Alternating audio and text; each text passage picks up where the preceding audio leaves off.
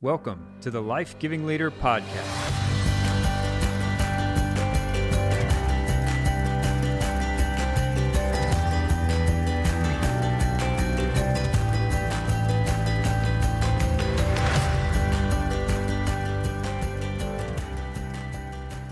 Well, hello, everyone. Good to be back with you here on the Life-Giving Leader Podcast. If you're new here, my name's Tyler Reagan. I'm the host.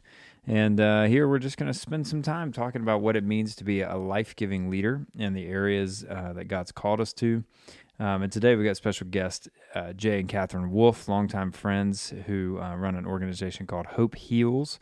And you'll hear a little bit more about their story. And so, this podcast is filled with leaders, different folks in different spheres of life who have gone through totally different things, some the same, and have tried to walk out the other side by bringing life to people around them. And Jay and Katherine would be absolutely no exception to the rule. They are incredible friends, incredible leaders, and so that's coming up in this episode. So one thing to let you know about as you're listening, it's pretty funny because this was recorded a little while back in the middle of COVID, kind of getting going, and they have a little guy, John, and John's a miracle baby. They'll tell you a little bit more about that. But he comes in about maybe 3/4 of the way through the episode and just kind of stays there, and you'll hear him coughing a little bit. And it was fun on the Zoom to watch them interact with him. And so I just wanted to let you know that's what that was and what was happening there.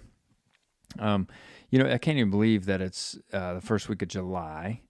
I've really seen some crazy stuff the first half of this year. And so, I'm just sitting here thinking about for myself, because I know all of the listeners are probably thinking about similar things, which is, what is the second half of 2020 going to look like? Is it going to go, which direction is it going to go? Is it going to go towards more chaos, more craziness, or is it going to be more towards resolve and fixing things? Is it going to be, who knows?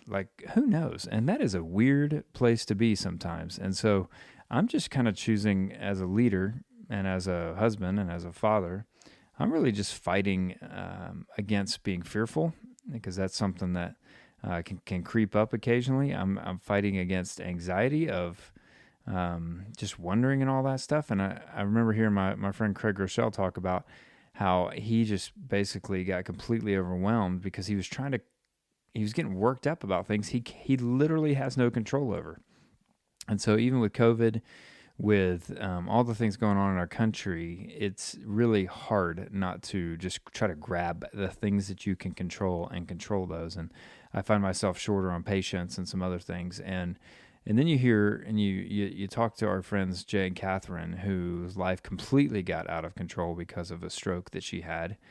And yet they found a way to trust God in the middle of it. And so I think this is perfect timing for what we've got going on in our world, and they are perfect people to listen to. And so I'm super thankful to have them on the podcast today. I can't even believe this is episode 11. I got a few more coming up. My friend Jamie Ivey is next week. She's a podcaster, author, speaker out in Austin, Texas. Her and her husband live there in Austin. And so that's coming up next week. So if you're, again, please share the podcast. I want to encourage you, if you're new here, one of the ones I would, they're all great. I think, I'm not saying that toot my own horn, but a couple weeks ago, I sat down with my executive coach and longtime friend, Fran Lamatina, and I just think it's a really important conversation if you're a leader and understanding the need to have coaches in your life, and we can help you find one if you're looking for something like that. Again, just to prime the pump a little bit, God's doing a little stirring in my life, and I can't wait to tell you a little bit more about the idea that I feel he's kind of stirring around in me. So be on the lookout for that. And then finally, for those of you, the three of you that care, handicap-wise, first of all, I want to, this is pretty cool. It took me probably late 20s, started playing golf in high school. Late 20s was the first time I broke 90, and I shot an 89. And then my buddies, my longtime roommates and friends, always say that I shot an 89 basically every time after that. But that's another story for another day. But my 12-year-old son, about to be 13, Nate, this week literally shot 88, shot a birdie on the last hole. I knew he needed par to break 90. shot an 88, and I cannot be prouder of him. And he was just playing and having a great time, and there you go. Next thing you know, he shoots 88, which it should encourage you that it can happen with some hard work and some focus. So me personally, the handicap got down to 3.8. It's 4.0 right now. I've had a few upper 70s, and I lost a good round. I think a 74 rolled off for this last 20 on the handicap index. So we're back at 4, but I've got a lot of golf coming up in these next few weeks with a couple things going on. So hopefully we can sneak that bad boy back down a little bit. But I know all you care. It's really exciting stuff. So here we go. This is one of my favorite episodes with some of the best people around, Jay and Katherine Wolf.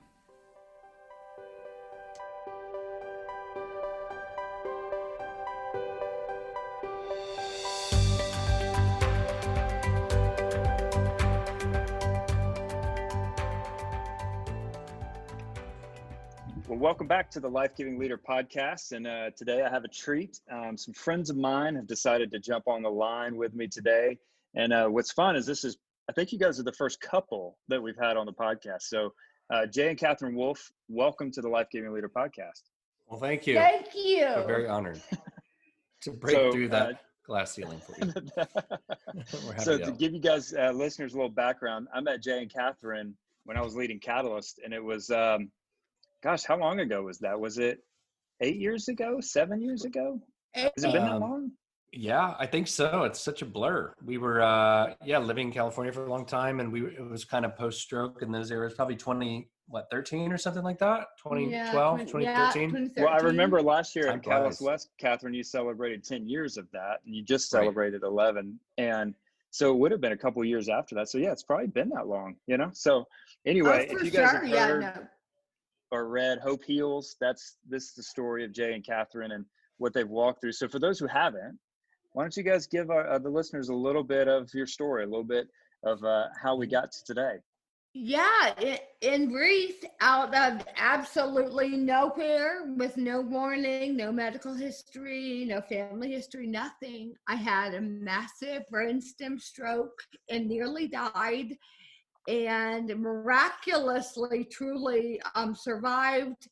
And after 2 years in rehab hospitals, relearning to do every basic function, including eating, speaking, and walking, life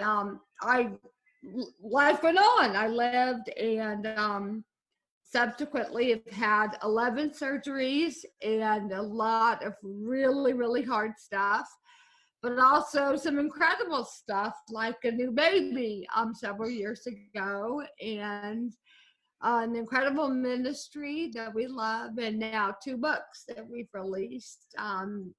We get to share about how our faith helped guide us through the darkest of waters, and how life's really gone on for us, even though it's been very different than we thought. I still am extremely disabled to this day. I can't drive a car. I can't walk on my own. I have many, many deficits in my health. I have terrible double vision, and I'm nearly blind in one eye and totally deaf in one ear, and just a number of really significant health challenges, but I'm doing well. And above all, my marriage has stayed intact. Thank you, God. And yeah, we are recently kind of now movers to Atlanta, Georgia, where we are loving living here and getting to hang out with people like you. Now, you can't say recently anymore, Katherine. I just got to break it to you. And the newlywed phase is over. I know, about a year and a half ago. Yeah. We're an old couple now in Atlanta. Bringing you guys back home to the South has been a gift to the South. Okay, let's be honest. So we love living here. Yeah, we love it. It's been a sweet surprise. Not that we doubted it, but it's just we moved when we were 22 to California.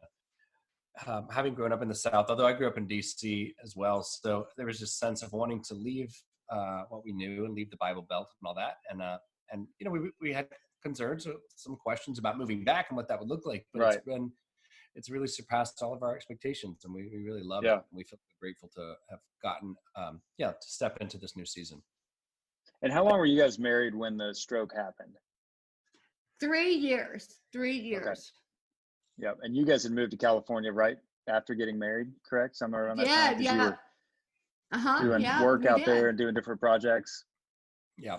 I was in law school at the time. And so, yeah, those dreams are what brought us out to the South and from the South to California where we didn't know anybody. But I think also God brought us out there for lots of other reasons, including to help save Catherine's life through the medical center and the doctors and just the community there was huge for us. I mean, we got to own our faith really for the first time and choose it and invest our lives in it. And it paid off. And that's what the body of Christ should be, when there's this huge loss or suffering in one of the members, that the whole body comes around and just uplifts. And that's what happened for us. And it changed our life for sure. That's what I want to ask you guys, how your faith journey really evolved through that season, because we all know friends that it goes the other direction, hard times, pain, suffering, loss, and faith gets a backseat. Faith turns, faith goes somewhere else. For you guys, you've leaned into your faith and it's really built your next 10 years of life. Can you talk about that a little bit? Really how the rubber hit the road with your faith? Mm-hmm. Yeah, I think so. Much of that, like what was sown in our hearts when we were kids, so much of even the stuff that we sort of maybe pushed against, like sort of the Bible Belt upbringing, I think it did ultimately what it was supposed to, which was offer us this foundational experience that we ultimately found tested to be true when great suffering hit our life and when storms hit our life. But it didn't mean it was, the simple automatic response of like, okay, God, like we're all on board. Like there was loss and there was mourning the loss of, when we were 26, like that we had a life we thought we were going to be living. Like surely we knew what was ahead with a new baby in law school, being over in, entertainment industry career. There was just all these things that seemed like for sure bets happening. And then it was upended out of the blue for no reason one day. And yet I think the reality is, are we going to lean into this relationship with God, who we have seen shown up miraculously in our lives, and trust him in that relationship, no matter what that looks like next? Right. Or are we going to turn our back on that because really what we wanted was just what we thought he could give us, and not sort of that relationship? And so that sort of crossroads, I think, has also been the evolution of our faith and the deepening of it, to just say, what is it that we want from God? Like, do we just think he's going to help us to stop hurting? Or do we want to know the healer of the world?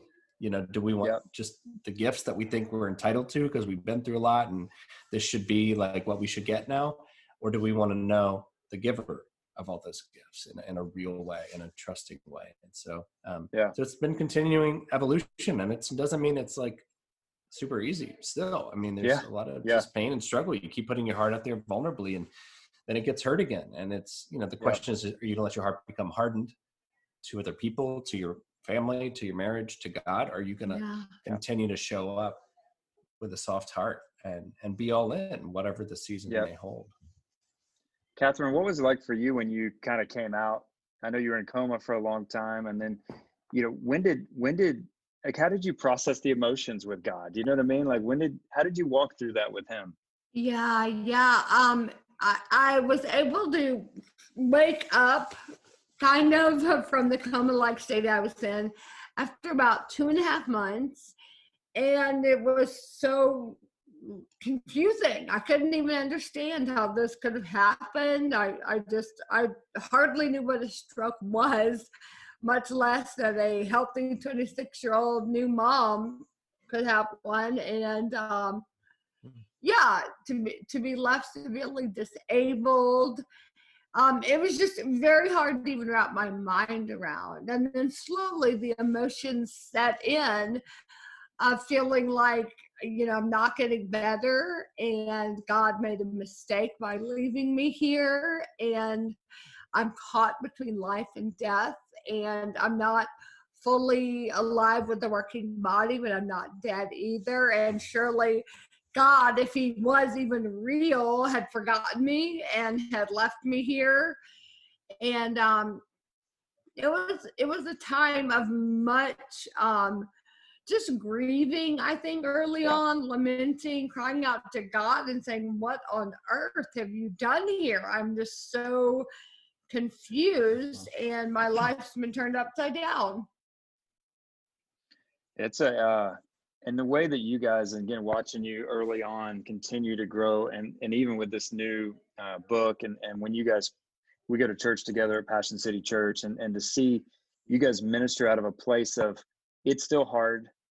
That never goes away, in the sense of my faith is wrestled with every day, but God has been more faithful than my fears. God has been more faithful. Like, to watch you guys walk that out has been an inspiration to me, to my family. I know even my boys, you guys have met the boys a couple times. And when we talk about Jay and Katherine, they know exactly who we're talking about, you know, and they know, really they know your story. And I think it's just a beautiful thing. And then all of a sudden, maybe the hardest thing is we've all had to stay home for the last 5 or 6 weeks. Maybe that's harder than anything else we've gone through.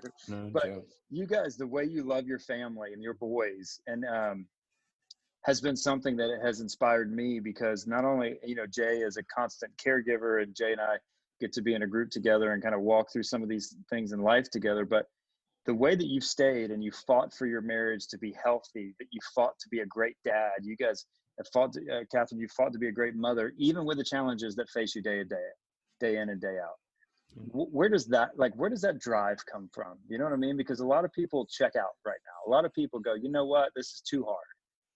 Where does that drive come from? And what are some things that you think about when you think about parenting your boys?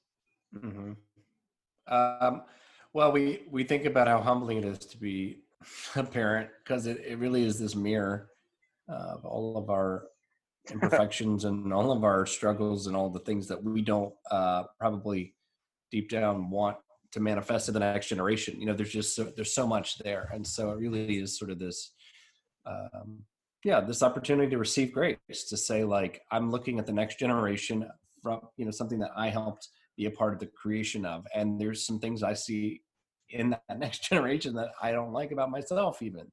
And then I see the possibility of the things that I know are good and that are adding to this world. And so there is that tension, I think, you know, and I find in this season, I haven't done great at saying, like, you know, this is not the time to sort of be the hard all in. Right.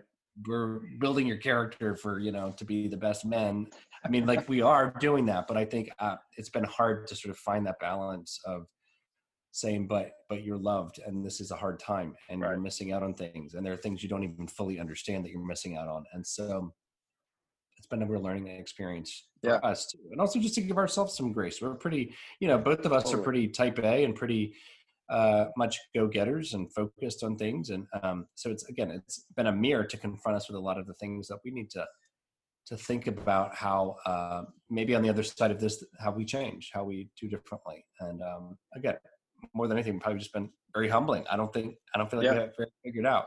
What we've taught our kids is, again, that I think reality that we're all in process, that you know, their parents aren't perfect. I think a lot of our disillusionment as adults becomes when we realize, oh my gosh, my parents, I thought they were something different, you know? And so we want to be like, look, we're trying to figure this out too.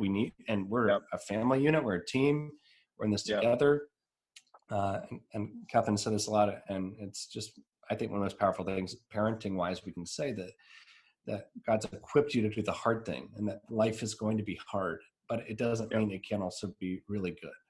And that God is writing a good story with our lives, and you have a role to play in that. And it might be really hard. It might not be what you thought, you know, and that's okay to say that to a kid, because I think it reframes a little bit of this narrative. We can't help but say, like, oh, of course my life is going to be this way, and I have all these expectations, and just say, that's good. There's going to be a good story ultimately, but it might be different and it might be hard, but God's already given you everything you need to show up. So Katherine, one of the things you guys as a family have gone all in on is Hope Heals Camp. And I've heard you guys talk about camp and families with special needs, and the challenge of divorce, the challenge of keeping the family together, just some of those things. Why has Hope Heals Camp become such an all-in investment for you guys as a family? And tell us a little bit about it. Oh yeah, well, Hope Heals Camp, once you are a part of it and you see it, you just can't look away. You're addicted to it. I think it's really funny. What we've seen is just there's such a buy-in when you're a part of it that people, keep volunteering year after year, and their year revolves around waiting to be at camp the next summer. And it's just super powerful to have families literally from all over the country come together and have a vacation-like week experience at a camp where someone in the family is dealing with a disability and the rest of the family is as well, even though they aren't technically the one who is physically disabled. They've got a lot of stuff, and we really minister to the whole family unit. I think part of, at least from a leadership standpoint, I think part of that model, which is a very challenging model, to bring a whole family in, or maybe a parent had a stroke and is disabled and has, typical kids, or where there's a kid with severe disabilities, or where there's all ages and where there's people from all over the country in different scenarios, was because that was our story.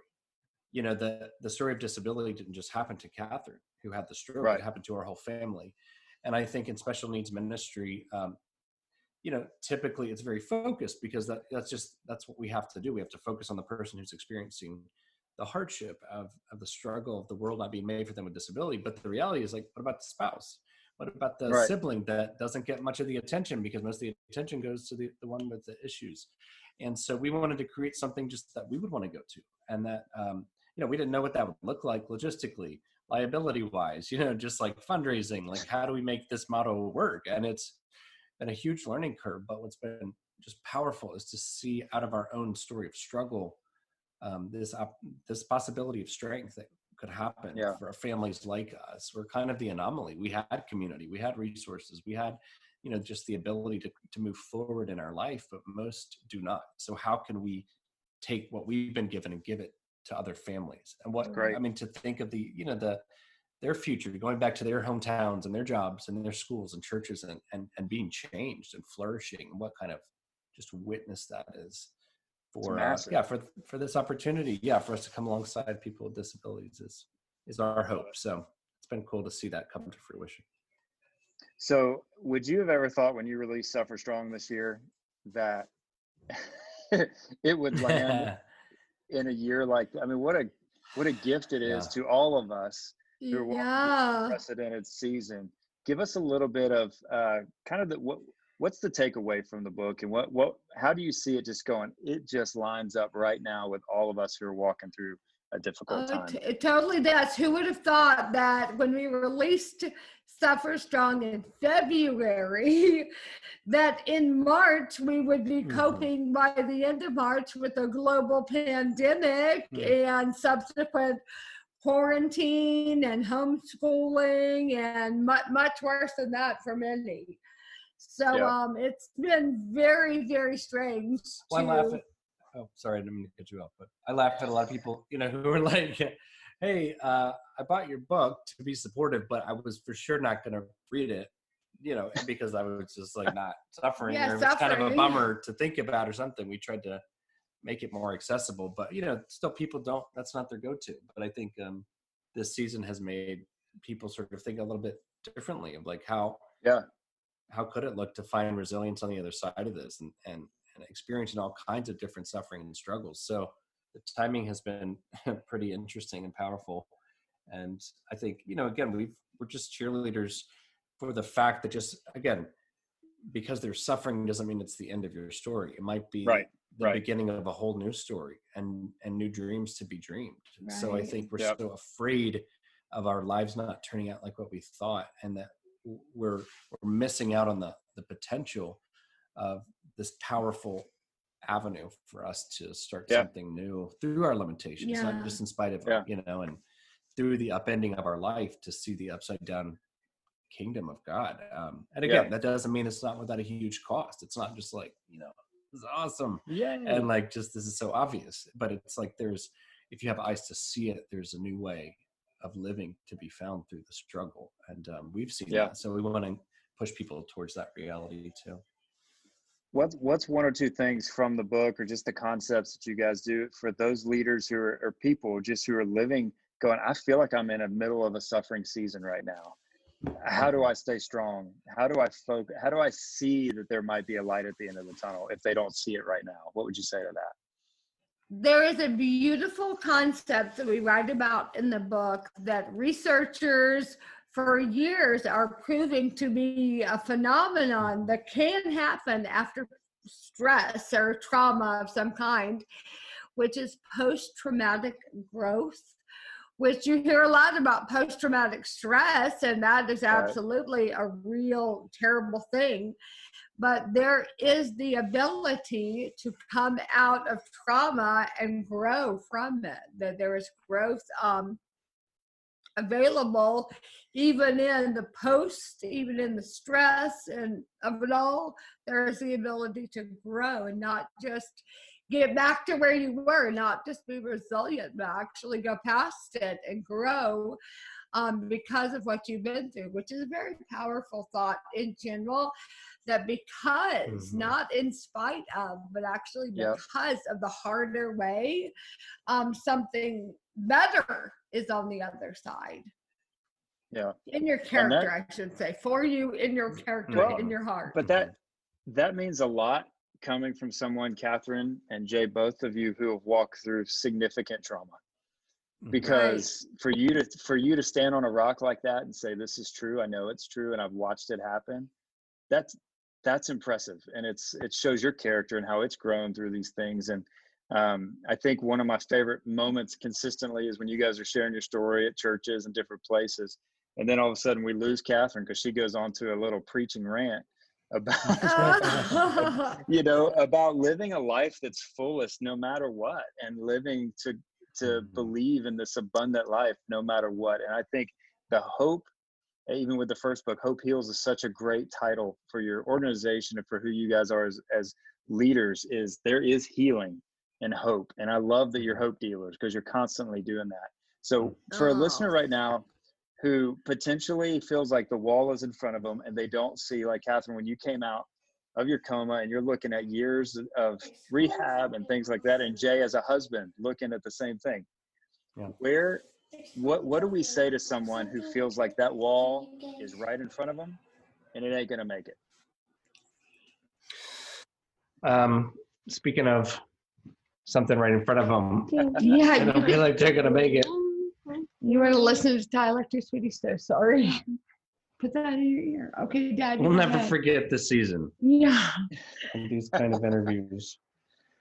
I think what I love to think about, again, when we think about a wall, or we think about a constraint, or we think about being boxed in, particularly in this season, of just we're limited within our homes and within what we're able to do, and even physically how we're able to interact. We're constrained, and we don't like that. We like to have all the possibilities in front of us and everything we dreamed of to be available to us.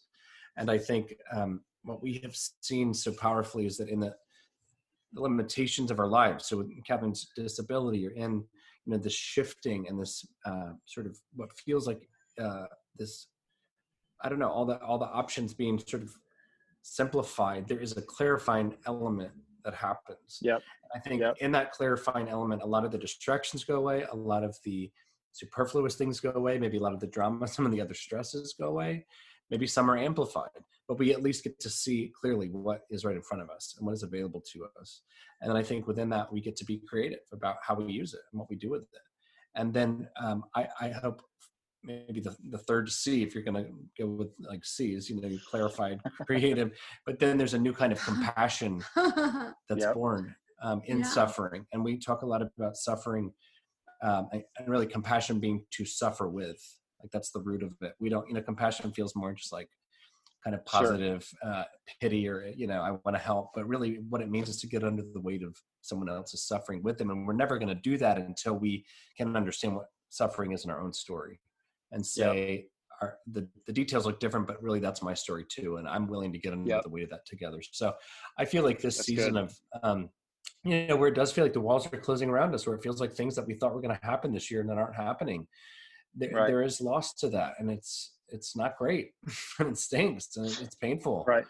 And things will be different on the other side of this, but I do think that there is going to be this option that we have to see it as a clarifying, creativity inducing agent that will create more compassion in the world for humans to get under the weight of the world together, and That's through beautiful. that flourish in a new way and heal. Yeah.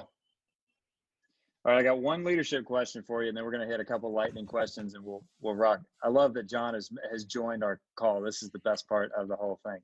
For those of you who don't know, John is their little miracle guy. Both James and John are miracles and amazing boys. Give a wave, John. What a sweet thing.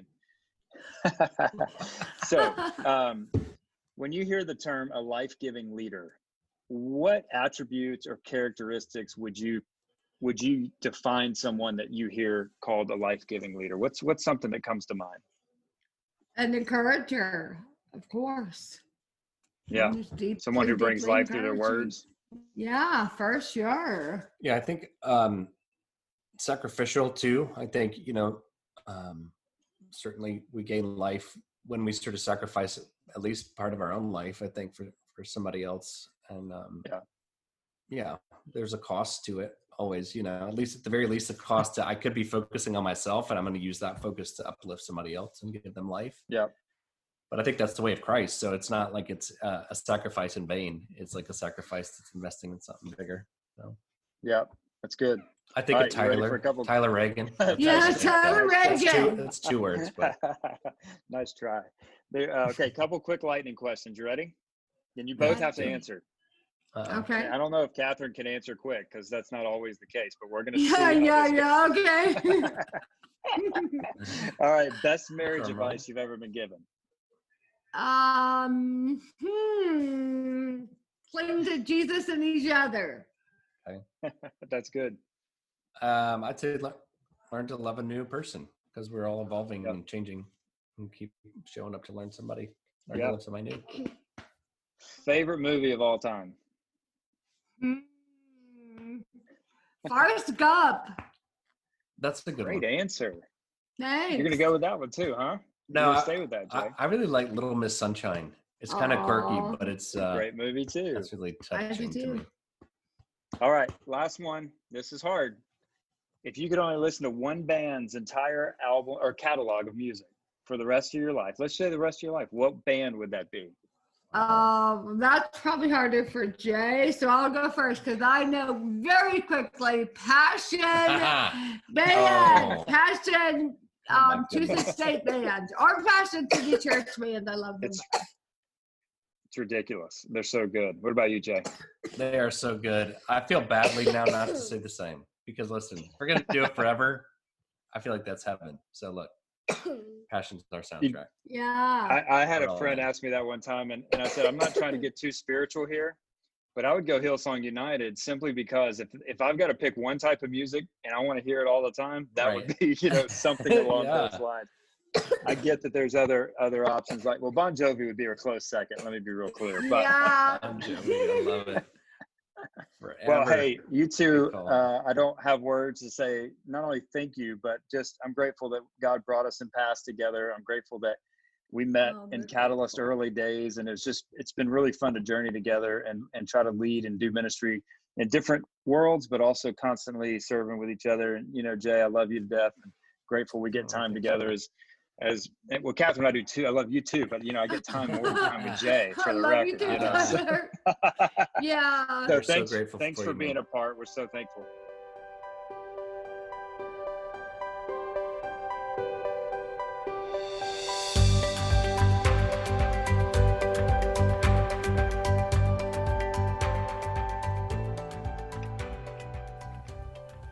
Awesome. Thank you, Jay and Katherine. Again, if you want to keep up with them, learn more about Hope Heals Camp, all the different things going on with Hope Heals, you can go to hopeheals.com or follow them on social media at Hope Heals.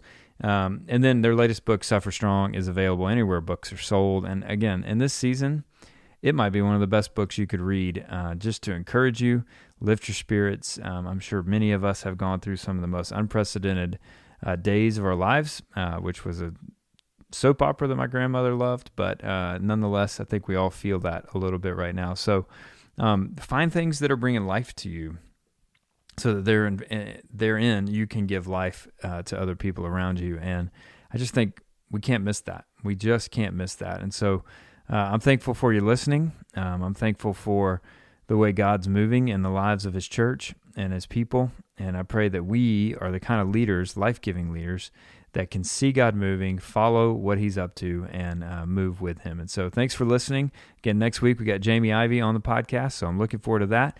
And I hope you have a great week. We'll talk to you next week.